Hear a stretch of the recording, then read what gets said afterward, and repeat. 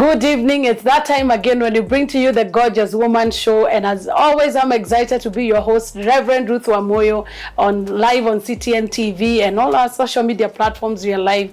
You can call your friends and your family, and especially the women that are going through hard times. Tell them, because such stories, when you listen to them, the stories that we bring to you and the one we are about to bring to you will encourage you and inspire you to move on to the next level. And remember, no matter what you face, your scar will always be your scar, but never allow it to stop you. Make sure that you grow out of the pain and become an encourager and a strength to somebody else. Thank you for always sharing your comments and your feedback with us. We truly appreciate you. 0728316317 is the number you can call us. In case you have a comment, you have a question, you have a contribution, feel free to call that number and you will receive any kind of attention that you need. And today I have a lady who has a stage name that is, I think it describes her best.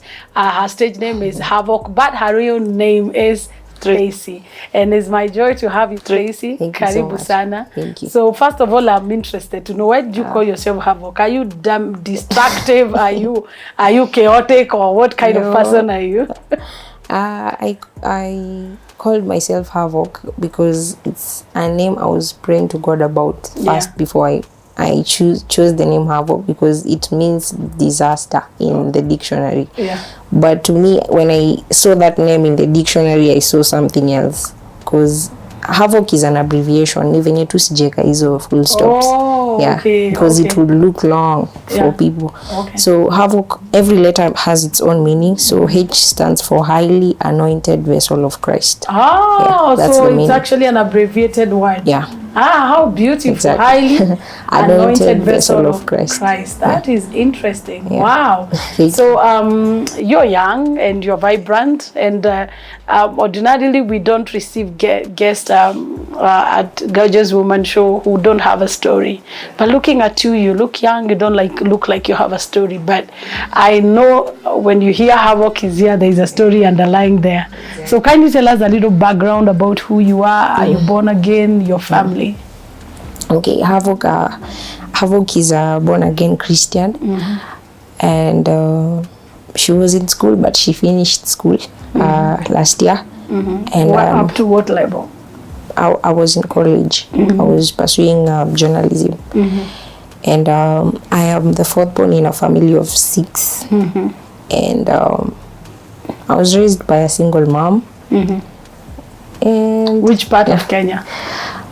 Ushagoma. Ushago. I have two rural homes. Okay. My first rural home is in Uganda, and my second is Siaya. So I'm half Uganda, half Luo. But I stay in Kangemi. In Kangemi. On your own or with your family? With my mom. With your mom. Oh, great. And how would you describe your mom? My mom is a very strong woman, and she's so, and she's a woman of iron, as in she's a woman who has gone through so many things. So many things, and even sometimes when I see her, I just thank God for her life, because she has really gone through a lot, and I also think I was part of her going. You are part of the chaos in her life. So my mom is a woman of iron, as in she's a strong woman, because she has gone through a lot in her life, including me. So sometimes I see myself in her, because me I've gone through so many things that I've managed to overcome. Okay, great. And I believe the core of this story is that you were narrating to me that things got so bad until you now became what people call like a chokora, or you acted like a street acting, where you had to go look for, find food and just take your hustle, like find your hustle just to help your mom. And that is so touching, because that tells you also the kind of person that you are, that you didn't just sit back. You went out looking for solutions. But can you tell us more about your siblings, the 5 siblings, and your relationship with them? Ours was very it was very strange, because tulikuwa tu tunaonana in hours. Mmoja ametoka ameenda njia zake, utamwona maybe ametoka Monday anarudi Friday. ama aonekani hata huwezi jua ameenda wapi, you know. So it was a very different life. Ni kama venye, for example, you have a dad who is working in another country, and then you just see each other once in a while. It was like that for us. It was a long distance relationship, yeah, but in still the family. together. Ukimwona anatokea unasema umekaa umetoka wapi, mashughuli tu nini, you know. So our life was like that, but I lost my second born sister in 2012. She was sick. Yeah, she got sick because in the process of going out, hatujui mali anaenda, so she got into bad company. Yeah. She started drinking, and she started drinking too much.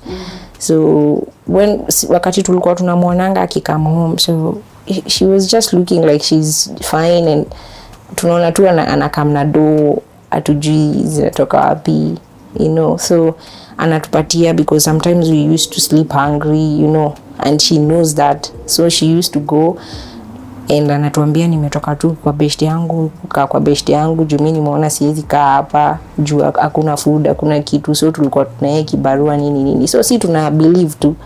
So one day she drank too much, and she came, and then we saw that she was drunk at home. So we asked her, mbona umekunywa hivyo sana? Na unajua mama apendi watoto wake wakikunywa pombe ama wakifanya vitu mbaya. She said that she was so stressed with life and all that. So in the period of like 2 weeks, she started developing problems with kidney. Wow. Yeah, and that is what took her down. Wow, viewer, that's just an introduction to the story of this wonderful girl.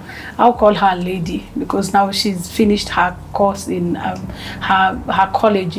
She's a journalist, a trained journalist. So kindly don't touch that dial. Share with your friends and family as we get into the next segment.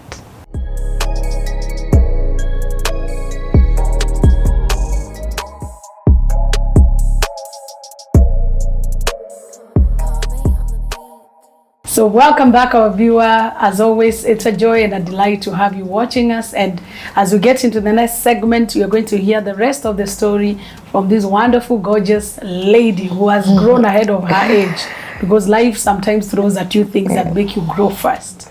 True. So now your sister now passed on, and looking at your siblings, you're saying that each one would come, like it was a long distance relationship, you would go, come back. Yeah. So where was your mother where was your mother in this picture?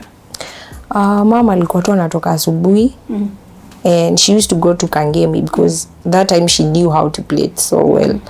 So she used to go to Kangemi, and she used to go to saloons and looking for clients. Anaingia tu anasema mimi naweza shuka, and then tutagawana do.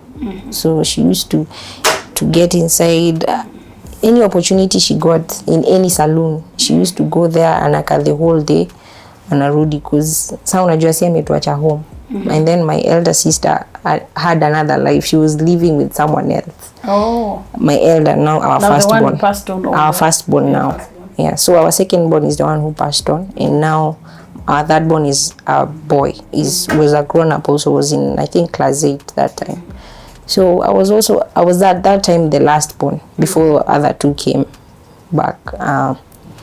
So mimi nilikuwa naachwa tu home bila food, and sometimes tukiachiwa do ya kununua anything, like tumeachiwa like tuseme 30 bob hivi ya kununua maybe mboga, because me I did not know how to cook, so my brother was supposed to cook for me. He used to take the money and go with it. Oh my so goodness. I used to be left there hungry. Yeah, so I used to be sometimes he also got into bad company, because alikuwa anacheza hizi stuff za karata sijui nini, unapata kwa barabara. Okay, because I'm looking at this ordinarily as a mother, when I come home, I want to make sure all my kids are at home. Yeah. So could it be that she also had her own issues that she was really trying so hard to put us together, because there was a time she saw that this is too much. She had to use authorities to get my brother, because he was going in a very wrong way, because he started sleeping outside, missing school, you know. So she had to use authority to get him back. No, so venye alipelekwa kwa polisi akanini kidogo, akanyoroshwa kidogo, so akarudi ndo akatulia kidogo. So she also was playing her part as a parent, but it was too much for her. Because also watoto wakiona hakuna baba ni mama tu kwa nyumba, so hata respect itakuwa kidogo, you know. And where was your dad in all this? I don't know my dad. You don't know him? Yeah, I don't know. So you've never like lived with him? Yeah, I've never lived with him. The only person I've lived with like a dad was my stepdad, the one my mom met so that tukapata our last bonds, 2 last bonds. So he was the one I lived with like a stepdad, but again he never took us well. He never treated us well. Yeah, at the end of it all. So it was just like that. Mom was really trying. She was really trying. Yeah, I cannot say ati alikuwa tu amekaa akiona watoto wake wakifanya vitu. Yeah. She was trying, but of course 6 children in Nairobi. It can be overwhelming. Yeah, true. It was very overwhelming because sometimes unajua pia ukikamali you don't have food, and ukienda shule unafukuzwa school fees. You know, na tuko wengi in the same school. You know. So it was quite hard for her. Wow. Yeah. So at what point did you feel enough is enough and you decided you'll do your hustle? Hiyo tabia tu ya bro ya kulikiachiwa do anaenda anachukua nini. So mimi nikaona I saw other children doing that. I saw other children picking some stuff on the road, plastic things, metallic things, wanaweka kwa pipa, wanaenda wanapimwa kwa weight, and then they are given the money according to the weight of your nini. The garbage you collect. Yeah. So I started collecting. Every morning I could wait for mom to go, and then I started collecting. She was not aware. Yeah, she was not aware about it. Now is she aware or she's hearing it for the first time? Even know. She doesn't. Okay. She doesn't even have any idea. But I used to collect, and I used to collect. Sometimes I used to collect a lot. I used to get like the highest amount I ever got was like 100 shillings, which took me for a week. A whole week. What did you budget it for? Like if you got 100? I used to use 20 shillings. In the morning I used to go and buy like kuna msi alikuwa anapika mandazi big hapo kando kwa mtaa. So I used to go and buy like 2, and then I take in the morning, and then lunchtime I take the other one. Yeah, with strong tea. So when it gets to night, naongoja mama saa amwe venye tutakula. Mimi niko sawa. And at night she used to provide a meal. Yeah, she used to provide. So how old were you this time when you're doing that? I was so young. My other peers were playing. It was that period of children playing with each other. Like what class were you? I was in like class 4 or 5 hapo. Oh, so basically, wow. Yeah, that was young. Yeah. So in that period, my life really changed because it was that period that I should be having fun with other children, you know, playing, enjoying games, nini. So my whole life that time was just for finding what to eat, how to survive too, you know. What of clothes? Clothes, I know. Clothes, I cannot talk much about clothes because I was wearing clothes all along. I never had an issue of clothes. Oh, somehow, I just had clothes. Because you are many, you'd get. Maybe I could take some clothes of others. Of others, in the house. Yeah, just survive. Yeah, so it got a point I left. I quit collecting those stuff, and then I saw it's good for me because I loved football when I was young. So I started going to a certain playground around our area, and then I go and naambia tu I can play football for this team, and then you pay me after it. So they agreed. They took me because they saw I can play real good. So they took me. I used to play, and then after a game, after every match, we are paid like 500 each. That was a better deal. So that was a good deal. Yeah. So I continued playing and playing. So one day my mom knew how that is what I'm doing. All along she knew you were in school, or? Yeah, sometimes I used to run away from school. Oh. Yeah, because it was too hard. Tukienda shule mwalimu anakuambia wewe hata uko na deni, huwezi pewa mtihani, hujalipa school fees, toka, you know. So nikitoka siendi kuambia mom, nenda grow na nacheza futa. Hiyo pesa kidogo yenye napata naenda napelekea mom kidogo, namwambia nimetoka kucheza mpira. na nimepatiwa hii, so uchukue hii kidogo, ingine naenda kujilipia mtihani shule. So it was like that.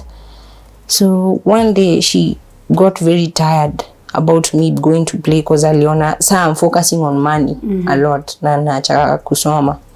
So one day akaniambia nisiwahi kupata unaenda kucheza mpira tena. Nikamwambia sasa ndafanya aje na sina duna, nikienda shule mwalimu ananifukuza. So I never listened to her. I went. So akanikujia kwa uwanja, akanipiga mbele ya watu. Aibu mbele ya watu, this great footballer. Yeah, and nilikuwa nisha change, nimeshavaa socks, nimevaa viatu, ni kila kitu. I'm ready to get inside, najua hapa natoka na punch. Whether ni score goal ama ni score, I have 500 shillings. So nikaona, so these competitions, what was who was sponsoring? Kulikuwa na wazungu walikuwa na come. Wanatuambia tucheze like friendly match, and then wanatoa do flani, a certain amount of money, and then saa coach anatugawia. According, sometimes you used to get less, sometimes you used to get a high amount. So it depends with how much it was given out. So your mom brings drama. Field. Akanichapa nini, nika give up to, because it was a huge shame for me, because wase ma spectators wako wengi kwa ground, mimi nimekuja nimelelewa katikati, hadi aliingia tu kwa ground tu tukicheza in the middle. So akanitoa kunipiga nini, nikasikia tu vibaya nikaacha. So after that, kumbe pia alikuwa na do. It hurt you so much. Yeah, it really hurt me because it was what I loved to do. So it really hurt me and I just left playing. So after leaving, kumbe pia alikuwa na plans zingine. Akaniambia kama unataka kupata do, cause naona wewe ndio uko serious na masomo, hao wengine wanacheza, nitafuta pesa kidogo niende ninunue viatu za mtumbo kwa unauza hapa Kangemi. Over the weekends. Uko unauza, ukipata do unapeleka, unalipa mtihani na balances zenye zimebaki. So that is what I started doing again.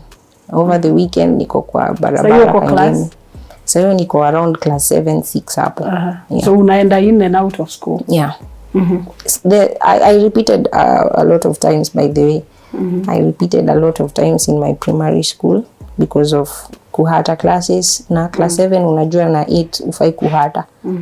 So nilikuwa na hata sana. So kuhata nini? Kuhata classes, as in, so you know, I may understand, but there is somebody kumiss classes. It's important, you know, there is a generation gap. It's important to explain that. Exactly. Kuhata is to miss class. You are still learning some bit of shine. That is so nice. So so you started selling the shoes. So I started selling the shoes now. Were you making profits? Sometimes I could sell, sometimes I could not sell. So it happened to like that. And so as I continued selling, kuna siku naweza uza, saa zingine siuzi, tunakaa hivyo. So one day tukimalizanga kuuza viatu zenye zinabaki tulikuwa tunapeleka kwa stall. By the way ali improve, akapata saluni yake. So ndo kwa maana pia akafungua biashara ya viatu, mimi ni kuange huko nje akiwa huko ndani. So one day when we finished viatu zenye zilibaki tukapeleka kwa salon, akafungia huko, and then so tukaenda home as usual. So you know, Kangemi is a big market, kuna many businesses inside. So we went home, and then the next morning she woke up to many calls. People had tried calling her at night. So when she tried calling back, akaambiwa kimbia Kangemi, there's something that has happened. So it was that time that I went with her because it was over the weekend, again on Sunday. So we found that the whole Kangemi market was burnt down to ashes. Hakuna chenye ilikuwa. Hata tuko tunaweza kujua story yetu ni gani, because everything is ashes. You cannot even see anything. Her saloon, everything, her equipment, everything. Our shoes, all of them were burnt down. So kila mtu, it's not us alone, but everyone who had a business there. But everybody felt different pain based on where they were. So it was. So what happened to you that time? It's like your life stopped. That moment is a very bad moment for me, because hapa ndo tulileta viatu jana usiku tukaweka hapa. And now we are waking up to nothing. And nobody benefited from it. It's just fire. Wow. It was so bad. What of your mom? Mama, she fainted. Hapo. Wow. And you know, bado moshi inatoka tu. Because it happened at night. Wow. That night. I don't know what happened. I don't know who lit the fire. Everyone lost everything. You know. So she fainted. We had again to start attending to her. Nini. Hata si tulikuwa tuanze kulocate where was our door, where was... Because even our neighbor did not even know where his stall is. Our neighbor was a tailor. The neighbor next to her salon was a tailor. So the only thing that made us know that this is our place was ile mashine yake ya cherehani ile ya kuzungusha ndio ilikuwa imebaki imeungua kabisa. So we knew the next room was ours. Wow. Yeah. Our viewer, it can get this worse. And remember, she's just a young lady, but she's been through so much. And she's courageous enough to share her story. Never look down on what you've been through, or maybe just hide it. You never know who you'll inspire. And I believe she's a musician as well. She's not just doing that. That's why she has a stage name. And we'll hear much more about her. See you after the break.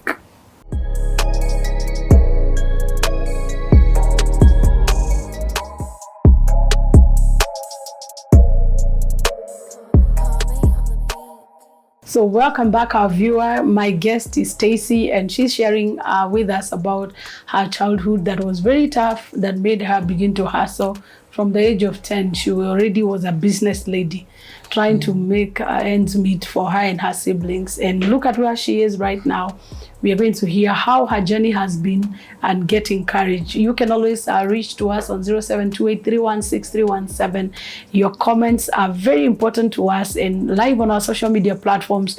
We would love to hear your feedback and just know what your take is on her story, or probably any person that you can recommend and just be an encouragement to somebody. So Stacy, hey, so here you are. Mom has fainted. Kangemi Market. How did you pick yourself up?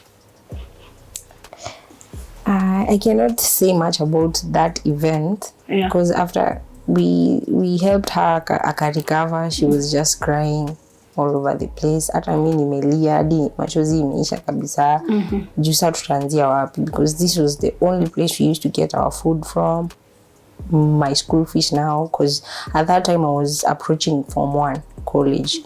Form 1 yani high school. So it was a very hard time for us, because I remember even my brother was there. Yeah, alikuwa amemaliza shule. My brother was there. So we just tried giving mom strength, kumuongelesha tu hapo, because hata watu wengine walikuwa wanamuongelesha, wanamwambia pia si imefanyika kwa kila mtu, you know. So you just have to know what you're going to do next. So it has taken us like 3 years to get back there, to get our saloon back, to get everything back again, from buying other chairs, other things. So she got the saloon last year, 2019. Ndo aliweza kurudisha kila kitu. So ilichomeka like in 2016, 2017 hapo. Yeah. Okay. Nikienda ku approach high school. So when nilimaliza primary, saa tuna school fees ya kunipeleka high school. So ndo a certain lady helped me, and she took me to school. She paid my high school, everything. Where were you? Where did you go to high school? I went to Karatina. All the way. Yeah. So you know a bit of Kikuyu. Yeah, exactly. Wow. I can hear, but I cannot talk. Yeah. Which school? Kabiroini. Yeah. It's a boarding school. Yeah. Oh, yes. How was your experience? Was it different now that you're out of home? Yeah, it was nice. It was nice. It was nice. It was very nice. It was very nice because again, people liked me. Yeah. Because I was talented, maybe probably. In football, I used to make my school proud. You know. So you still went on with your football dream. Okay. Yeah. So I felt the love there, and then sikuwa nafukuzwa sana because my well-wisher used to pay for my school. Poor. Yeah. So my life there was okay. And where are your siblings in all this? Because it's like now the story is isolated between you and your mom. Yeah. So where are your siblings right that? So our firstborn sister got married. So akapata hao yake, familia yake, watoto wake. So my elder brother akasomeshwa pia bado this well-wisher akamsomesha hadi college nini. So he was looking for a job in that period. So at me I was in high school. And now I had other siblings behind me again too, my brother and my sister. So hao ndo walikuwa primary. So venye mama alianza ku get back pesa kidogo ndo alikuwa anawalipia primary. So me high school yangu ilikuwa catered. So Kenya alikuwa tu ananisaidia nayo ni pocket money, shopping kidogo. Yeah. And where is your stepdad in all this? Now my stepdad, nikiwa hapo high school ndio akaanza mambo mob. Cause yeye hakukuwa anasaidia sana ikifika saidia masomo yangu. Yeye alikuwa anashughulikia watoto wake. Yeah, I get you, the 2 kids. Yeah. So mi mama alikuwa tu anashughulikia pocket money yangu nini. Bro yangu naye alikuwa anafanya hustling huko nje kutafuta kibarua nini. So my dad was helping his children hawa wawili. So this time he started getting drunk because me I never knew him as a drunkard. He never used to drink. So this time he started drinking, anakuja home anachapa mom. Wow. Anamuumiza nini. So kuna period yenye mama akaamua aende ushago kidogo ndo ahepe tu hizi drama mob. So when she was going akishuka ushago ndo saa chukue pikipiki mwingize kwa homestead yao, she got an attack. She was attacked by like 3 men because alifika usiku. So she was attacked by 3 men wakampiga wakamwangusha kwa barabara. They took everything that she had. Now walikuwa wanampiga tu uso, no other place. So she could not even identify her attackers. Mse wa pikipiki alikimbia akatoroka. So she was left at the road to die. And at that time I was in high school in form 2. So when naka midterm nimefika home nakuta mtu amelalishwa kwa kiti ya sitting room na amefunikwa hadi juu na blanketi. So nikaingia na nikakuta watu wengi home. So nikashangaa kwa nini na happen. Juu nilikuta my friends wetu wenye tulikuwa tunajua wakangemi, my friends wa mom wako home na shindwa kwa nini na happen. So kuingia kwa sitting room hata sikuwa nimechange, nikaenda tu nikafungua huyo mtu. Kumfungua naona ni mamangu amefura uso, ameshonwa huku mauzi. Yani hadithi kwa mimi ni yeye. I was very shocked because her face was so disfigured, her mouth was swollen, her every part of her. Yani ilikuwa tu imeshonwa na mauzi, ilikuwa tu naona mauzi za blue all over her face. I sat down and I started crying. Nikamuuliza nini ilikufanyikia. Now she did not even talk. She just looked at me and smiled. And when she smiled, I saw her teeth imekwa chuma. Oh my God. So I wondered, imekwa chuma that haizi panua hadi meno. I don't know what had happened. I don't know how these people did to her.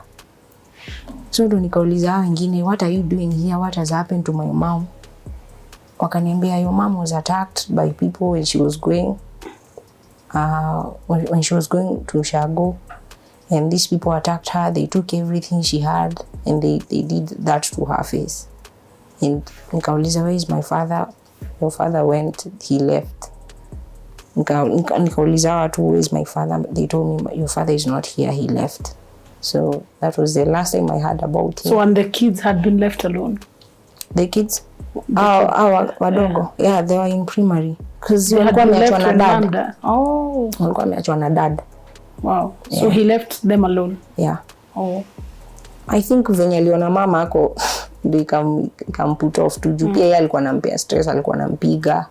You know, anampiga bure, akilewa anakuja anamchapa kwa nyumba, almost kumuua. You know. Wow. So akaona tu aende tu mbali. Yeah, so I came, I found she's like that. So I was told that she doesn't even eat. People, they just prepare something yenye anaweza vuruta na straw. Because her teeth cannot move. They had disfigured every. Yani alikuwa amevunja hizi bones za huko ndani. So even up to date she has anakuanga na metallic stuff ya kumsupport hapo kwa face huko ndani. Wow. Yeah, so it. But has she gone back to normal functions? Yeah, she's quite okay, but her face is not the way it was. It's quite disfigured somehow. Wow. Yeah. Wow. And she sometimes has problems with seeing. Eyesight inamsumbua kidogo because aliniambia walimkata na panga almost kumtoa macho. Because even the doctors were wondering how they are going to shikanisha hiyo nyama because penye ilikuwa imetaruka, and it was so bad. So who rescued her from? I think the people who were passing by from morning, ndo waliita at least someone to come and take her to the hospital because she was alionekana kwa barabara akiwa amelala in the morning because alipigwa ni kama ikielekea asubuhi ndo alikuwa nafika. Wow. Yeah. Wow. So again it was something it was so troubling for me because nimekuja home na expect kupata wase wako poa na kuja na kuta vitu zingine zimefanyika tena. So it was very hard for me, and also I did not even go back to school that time, the expected time, because when those other people went I was left with her to take care of her. Wow. Yeah. So how did she take it after that? Has she been able to accept herself? Sometimes it's a journey. Sometimes she speaks weird things. She speaks weird things that mimi naona tu hata ndakufa sijui nini. Because the pain that because up to now she takes medicine. Okay. Because of how she got hurt. She has to take medicine because sometimes kichwa umuuma. You know, because alifanya operation mingi sana. Hii side ya uso. Because walikuwa tu wanampiga uso. She never got hurt anywhere else. Wow. Yeah. Wow. Yeah, so it's so hard she's for unable us. to work right now. She doesn't work too much. She doesn't stand too much. Because salon inataka unashuka msika umesimama. Yeah. You know, so sometimes akishuka mtu kama amekaa chini, mtu anamuuliza what is the problem with you, mbona unashuka kama umekaa chini, you know. Are there scars visible? Yeah, they are. Hiyo alama ya hapa kwa uso nini. Then if you feel her face, you can feel the metal. It's very hard. You can feel it. Wow. Yeah, so but I love her, and I love the way she's very strong, as in she has gone through all that because she was almost dying. Yeah, you know. Thank God for her life. Yeah, so. Yeah. So how then, now we know you as a footballer, we know somebody who can hustle. So when did you discover your gift in singing? In school, venye nilirudi shule nilikuwa tu najipata tena naandika tu muziki tena on my free time. So tukonge tu moja. No. Like what you've done. In chorus. Chorus, yes. We are ready. Which camera this? This one. This one. Yeah. Yesu akisema atatenda. Vumilia mimi najua atadu one time. Yeye tu pekee anatupenda. Za shetani zikikuja tunampa sigino. Yesu akisema atatenda. Vumilia mimi najua atadu one time. Yeye tu pekee anatupenda. Za shetani zikikuja tunampa sigino. Nimetoka haso na ndo nipate pesa, nimetoka jasho. Nyuma kuna vikwazo na ndani ya akili nimejawa mawazo. Allow me friend them are hating on me. Hey, wow. That's awesome. Yeah, and you have such a golden voice, and I think I love the vibe. It's nice because some of us can't do what you're doing, so keep doing it. I love your music. Up to date. Yeah, but you know your style is also very youthful and different, and we appreciate that. So what inspired you to write that song? The song is called Atatenda, and I wrote it to just encourage someone out there who is going through so many things in life. Unashindwa, why only me going through this, you know. Na Bible inasema kama sisi ni children of God hatuwezi pitia vitu hard sana zenye hatuwezi handle, na God haizi tupatia temptation na hatuwezi handle. So nilikuwa naandika tu hii song nikiambia wasi whatever you're going through, just trust the process and just trust the time, because God will do it at the end of the day. So have you recorded it? Is there a video? Yeah. Do you have a video? Yeah, I have so many songs on YouTube. How many? I have like 15 songs. Wow. Combined with collabos. So how many collabos have you done it with who? I have done a collab with two brothers of Daddy Owen. Of Daddy Owen. I did a song with Fidel Atandola, with Rafton. Yeah, because that sounds much more of Rafton style. Yeah. Rafton and a guy called Pastor Dafari. And so the other songs are just my singles. Yeah. So what do you call yourself on YouTube? I call myself Havoc Music. Havoc Music. Yeah. Okay, great. Wow. I think basically you're such a talented person. And as we know, roses don't always bloom because underneath there is softness or there is good atmosphere. Sometimes the thorns in the roses is the beauty of the roses. Yeah. So we thank God for what you've been through. And as we come to almost the end of this broadcast in a couple of, maybe the next 10 minutes, I want you to be encouraged by her story and know that no matter what life throws at you, you can be able to overcome with the help of God. So see you after the break as we hear the rest of the story.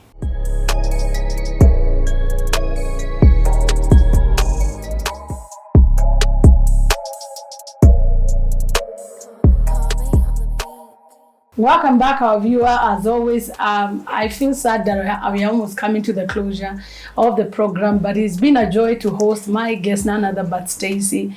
And if you are not aware, she's not just any other ordinary musician who is trying to make it. Having done collabos with people like Rafton and the many people she's told me about, she also has some awards to her name. Yes. So kindly tell us the awards. My first award was Maranatha Awards. Okay. I won because of the song I did with Pastor Dafari. It's called Your Love. Okay. So it took the award of Reggae Raga Song of the Year.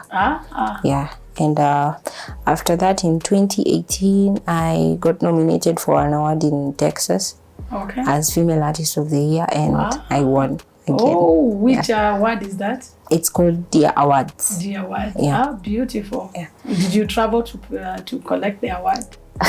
No, that is another painful story, but I was traveling. Yeah. I was almost, but ikifika hapo kwa visa sijui what happened. Usijali nitaenda Mungu. Yeah, so au kuvuka boda. So those questions were quite tricky for me. Yeah. So and then I was not prepared. I was going to receive such questions because no one even told me this is how they ask questions, you know. So mimi nilienda tu hapo na knowledge yangu tu. Ndio ukasema yote. Nikasema tu kila kitu. Nani sawa? Yeah, so sometimes when you know how not to do it, you will not make the same mistake. Yeah, but I thank God the award came to me. Someone just brought it to me when they were coming to Kenya. Okay. So also my other award is Nairobi Awards. I took Female Artist of the Year. And also Groove Awards I've been nominated for quite some time. But I'm trusting I'll win one day. Definitely. Yeah. It's a journey. So how long have you been a music artist? I started recording professionally in the year 2016. And so now this is the fourth year. Fourth year. Yeah. And already you have awards to your name. Yeah, and I've also traveled around the world to just minister for God. Okay, tell us more. I just thank God for those places I've gone. Yeah. So mimi nataka tu kuambia wase hapo nje, just believe in yourself. Wherever you're coming from doesn't determine where you're going. Because me, even for me, that day, the first day I was going to travel with a plane, I told my mom, unajua kesho mimi naenda. I was going to Ghana. To Ghana? Yeah. Wow. To perform. So I just told her at night. She just had me talking on the phone the whole night. Yellow fever, nini. I was working on the yellow fever thing. So akaniuliza, kwani ni nini naendelea na uko tu on phone the whole night? Nikamwambia mimi kesho naenda. Uko umemwambia? Sikuwa nimemwambia cause I was not even sure about it. Yeah. I was just, and I don't like saying things and I'm not and then unasema tu vitu and then ikose kuhappen. So I wanted to tell her when everything is ready, and mimi nilikuwa tu nataka tu niombe tu. So is it a company that sponsored you or a church invited you? Yeah, a church invited me to perform. Beautiful. Yeah. So how was your experience? It was mad. Yeah. The Ghana people loved my songs. Even when they're in Swahili, I was even shocked when I cheza too. You know, I even posted it on YouTube, as in people were so excited because this is Swahili songs and they don't understand, but they're just loving the vibe, you know. So it opened so many doors for me, because I did a couple of songs with some artists there, which we are still waiting to release. Wow, that's a beautiful story.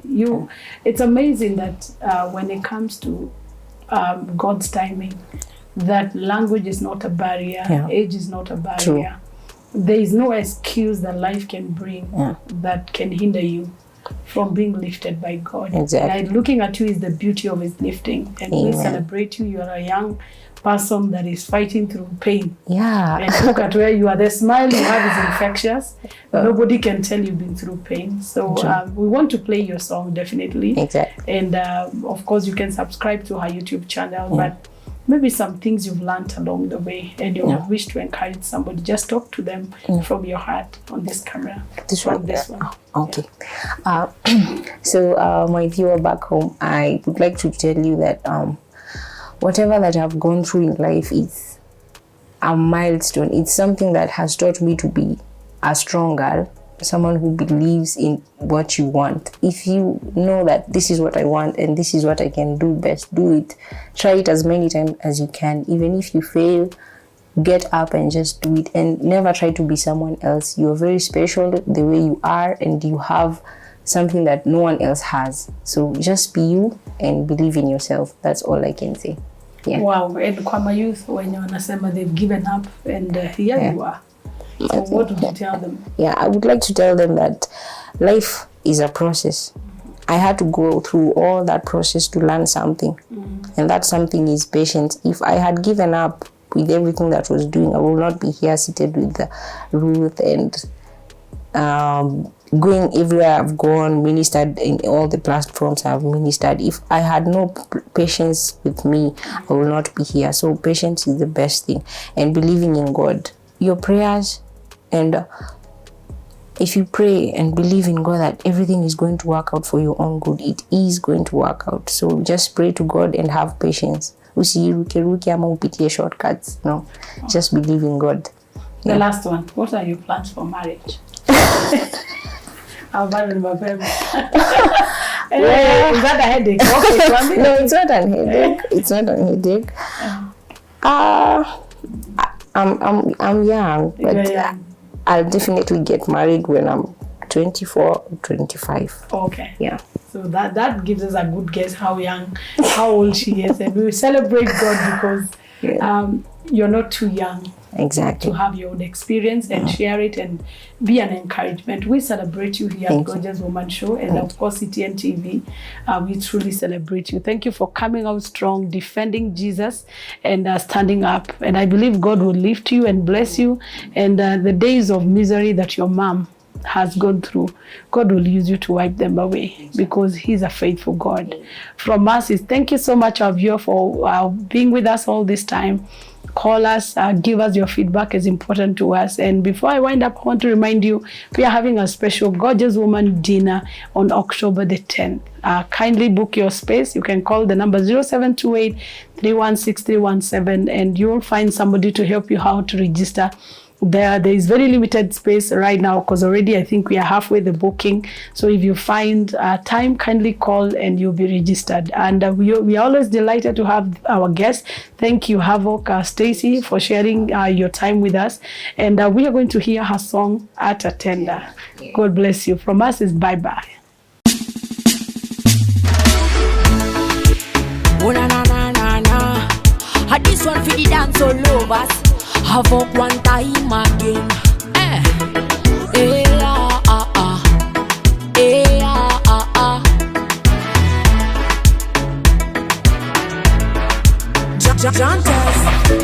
Yesu akisema atatenda, vumilia mimi najua atadu. One time, yeye tu pekee anatupenda. Za shetani zikikuja tunampa sigirola. Yesu akisema atatenda, vumilia mimi najua atadu. One time, yeye tu pekee anatupenda. Za shetani zikikuja tunampa sigirola. Nimetoka hustle na ndo nipate pesa, nimetokwa jasho. Nyuma kuna vikwazo na ndani ya akilini nimejawa mawazo. All of my friends them are hating on me. I am tempted to drink Hennessy, but when me turn around to me family, them a depend on me, them a cry out on me. Father God, I know you are gonna never let me down. Even if the devil only wanna see me frown. Take away my sorrows, then you put me in a crown. I will lean on to thee, itatia. Yesu akisema atatenda, vumilia mimi najua atadu. One time, yeye tu pekee anatupenda. Za shetani zikikuja tunampa sigirola. Yesu akisema atatenda, vumilia mimi najua atadu. One time, yeye tu pekee anatupenda. Za shetani zikikuja tunampa sigirola. Papa, it's only you that the youth man call. Tukipita wakuja faster, na maombi unajibu kila kitu aita. Me one leso, hadi liku youth in the street no defeat. Jesus hadi king that the king we not give up. Hata ukikosa school fee, itisha kwa magoti shule utarudi. Sina budi, ninangoja tu arudi. Tutaruka kwa mabawa hadi mbinguni. Yo, haijalishi umekosa nini, siku yako inakuja, weka tumaini. Yesu akisema atatenda, vumilia mimi najua atadu. One time, yeye tu pekee anatupenda. Za shetani zikikuja tunampa sigirola. Yesu akisema atatenda, vumilia mimi najua atadu. One time, yeye tu pekee anatupenda. Za shetani zikikuja tunampa sigirola. Holy glory Father, you are the answer. Wewe ndiye baba, hao wengine ni others.